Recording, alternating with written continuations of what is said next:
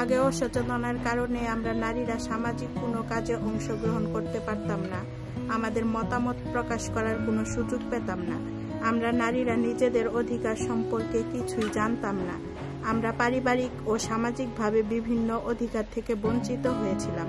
Action aid বাংলাদেশের মাধ্যমে গঠিত রিফ্লেকশন অ্যাকশন সার্কেলের নিয়মিত সচেতনতামূলক আলোচনার মধ্য দিয়ে আমি সহ আমার এলাকার নারীরা সচেতন হয়েছি। এখন আমরা নিজেরাই সেবাদানকারী বিভিন্ন সরকারি এবং বেসরকারি প্রতিষ্ঠানের সাথে যোগাযোগ করতে পারি। আমরা আমাদের সংসারের কাজের পাশাপাশি এখন কাজ করে বাড়তি আয় করছি। অ্যাকশন এইড বাংলাদেশের উদ্যোগে আমরা বিভিন্ন প্রাকৃতিক দুর্যোগের প্রস্তুতিমূলক দুর্যোগকালীন ও দুর্যোগ পরবর্তী ব্যবস্থাসমূহ সম্পর্কে সচেতন হয়েছি।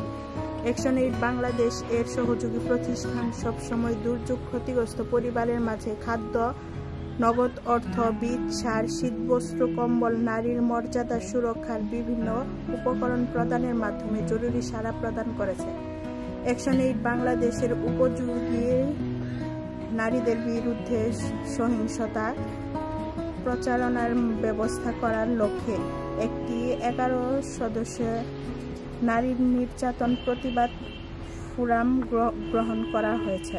অ্যাকশন এইড এবং কমিউনিটি লোকজনের উদ্যোগে সচেতনতামূলক কর্মসূচির মাধ্যমে 33টি বাল্যবিবাহ প্রতিরোধ করা সম্ভব হয়েছে।